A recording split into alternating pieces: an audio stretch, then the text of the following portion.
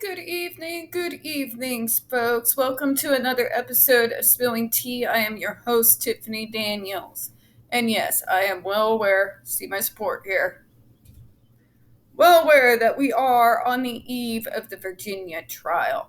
But folks, things in Canton, they're also speeding up too. So it is pertinent for me to also continue to cover what's going on with the JRC and continue to cover this case that spans decades.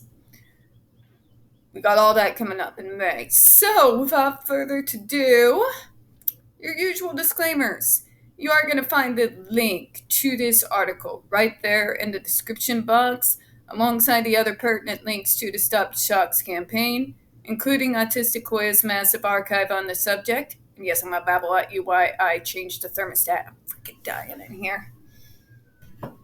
Including Autistic Hoya's massive archive on the subject. And folks, for the love of God, the templates. You do know the drill by now. At least I would hope you do. Sign your name and click on your senator.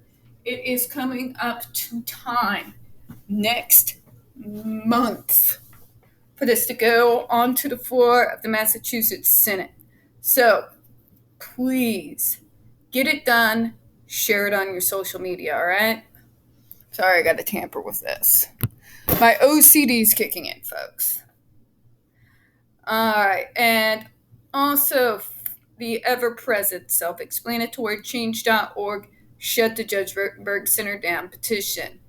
Folks, when we discuss the JRC, you're going to hear vivid descriptions of and catch clips of surveillance footage of peoples with disabilities being tortured and abused. If you got young children present, please go ahead. Use your headphones, all right? Now, it is 4:39. I am beyond exhausted. And because of these two, right back next to each other, one that I have been fighting over 14 fucking years. Thank you, freaking DC Circuit Court, you bastards.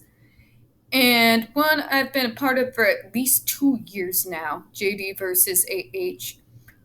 I'm a bag of nerves, and all the autistic traits have been coming out today. Because I know what I'm having to get ready to prep for on both ends. So if I stumble over any of my words, stare off into space, like go into left field, take a left turn, and take another left turn, my apologies about that in advance, alright? It's going to be one of those months where I tell myself that I can sleep when I'm dead. Alright, so let's see where we left off here. Directly connected to the classification of inmates as a static or dynamic was the separation of individuals based on the process of categorization.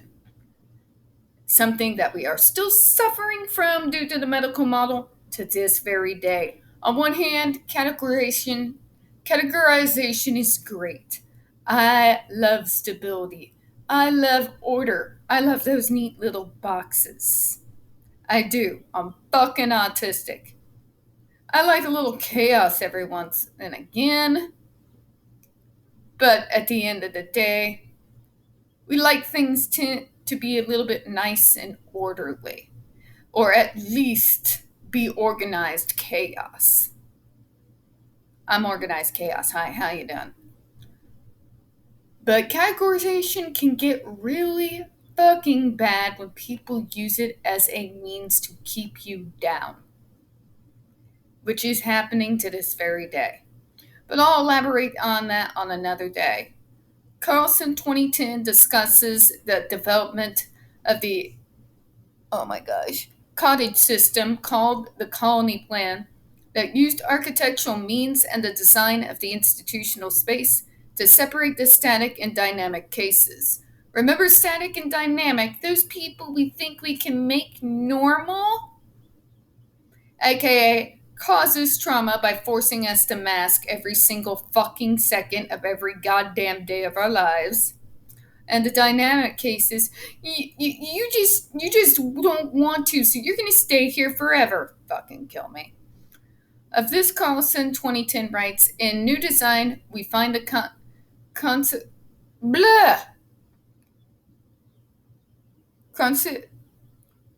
Oh, my God, I cannot talk today.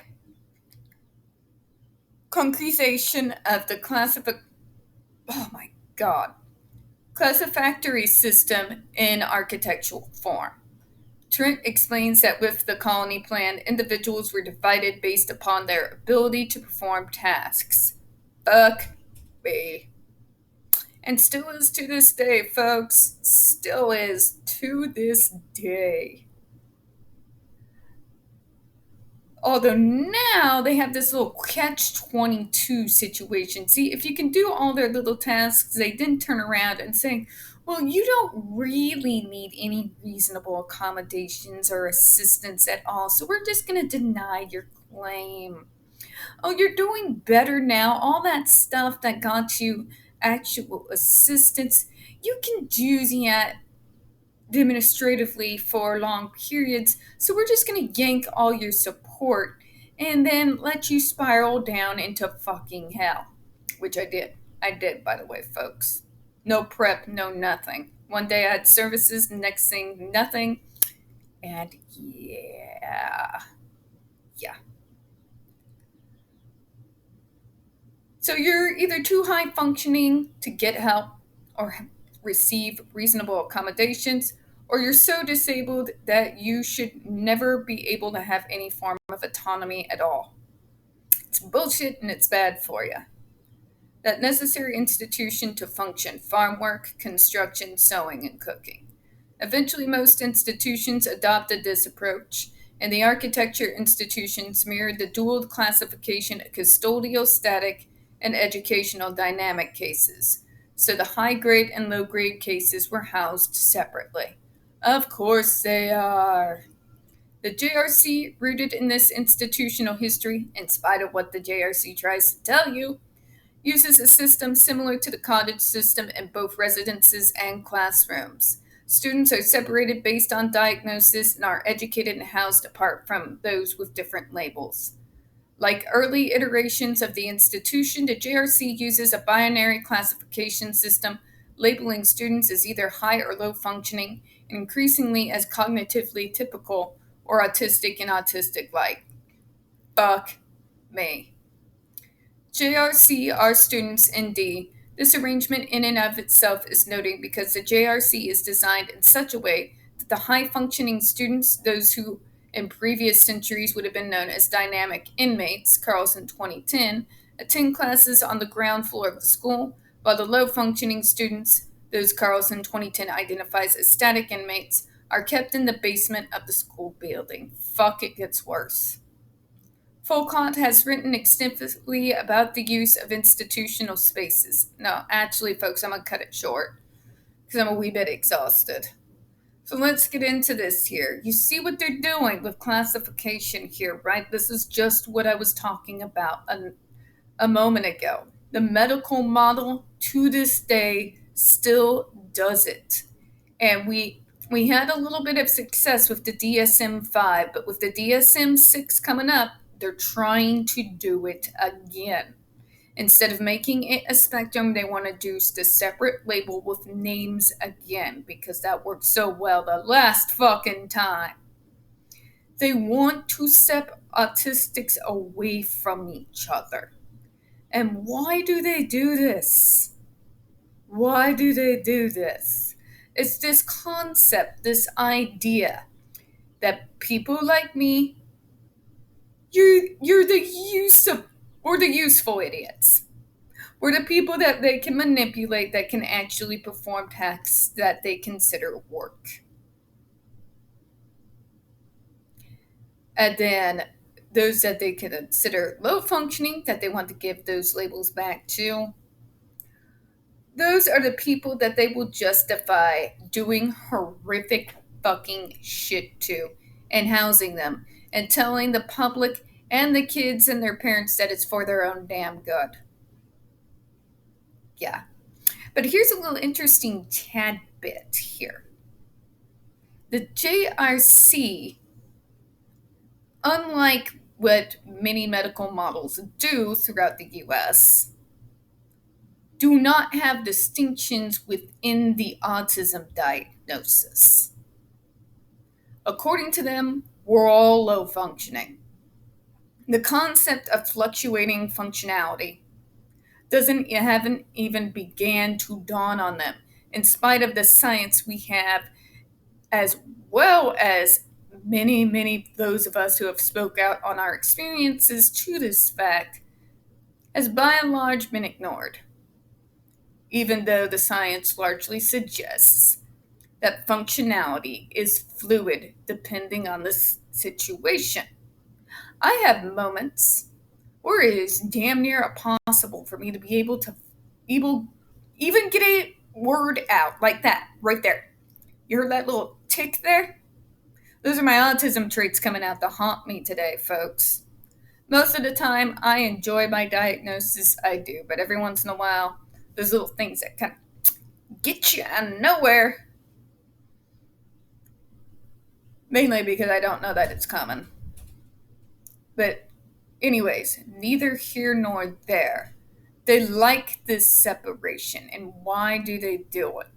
Well, there's many reasons, but one of the biggest ones is what came out of the late 90s, early 2000s, the neurodiversity movement. Neurodiversity movement came out of the late 90s and early 2000s. To start with, there was this token 4.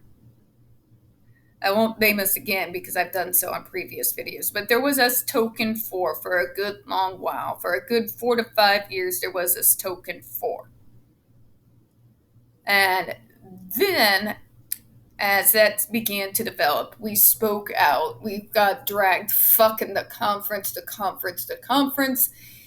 And in a 6-month period, I might have seen the inside of my apartment twice, if I was lucky.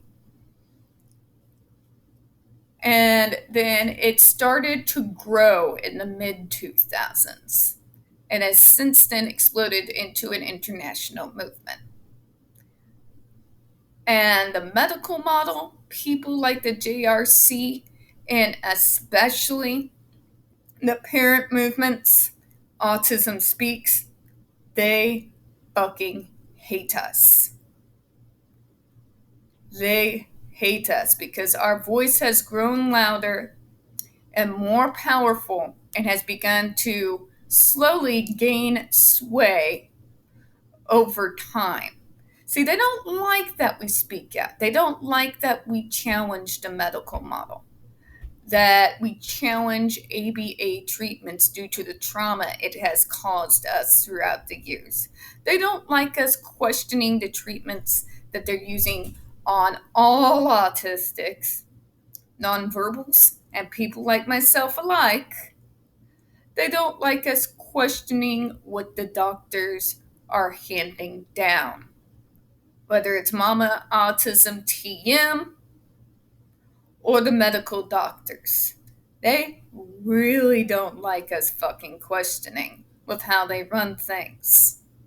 They don't like our idea that we deserve autonomy, better jobs, better education, better reasonable accommodations, that ABA, a science that is behavior modification to be used on something that is a neurological condition, is garbage, and that a better emphasis and focus should be placed on creating better and better reasonable accommodations to make it easier for us to be able to get around in the world. They don't like that we are speaking against this idea that we have to mask and pretend to be normal in order to be accepted in society. They hate it. They hate it. So what do they want to do? Well, they want to separate us again, because we in the neurodiversity movement, us ADHDers, autistics, dyslexics, anxiety disorders, and all alike, we have gained too much power. We've got too loud of a voice. We're bucking the norms. We're challenging the bullshit. And because we are challenging the order of things, in spite of the fact that we are bringing up actual scientifically evidence-based and proven other methods to go about forms of treatment, education, and the list goes on, they want to shut us out. And what better way to do that? What better way to give the autism parents what they want? Full control over any information about autism. How do they do that? By separating us out. By not allowing those in the movement, some of us who are, in their eyes, low functioning, it's bullshit, but what can you do? Humans are idiots. The nonverbals who are a part of it, but they want to basically say that all of these people who've been a part of this movement now, that's, God, we're creeping up on 20 years, folks. 20, 30. Sorry, I'm a little tired today. It's been a long moment. It's been a long moment. If they can convince the public that we are too high functioning to be able to understand the types of medical interventions, reasonable accommodations, and treatments for quote-unquote low-functioning kids, then they take back full power over the narrative, and we get dismissed, which is what they want. But that's not how science works. It's not how medicine should work, and it sure as hell not how society should fucking work. So we've got that fight there. This categorizing things was put in there to try and stop us from changing things. But the fact of the matter is, the genie's been out of the bottle since the early 2000s when we first kicked off. You can't put it back in now. Now, on that note, I'm going to go ahead and close out. We don't get very many views on this channel, especially on this subject. The few that we do tend to get removed from time to time. So please don't forget to hit that like button, hit subscribe, and don't forget to hit the comments. I do appreciate your time this evening. And as always, we here at Spilling Tea hope you have a good one. Bye-bye, all.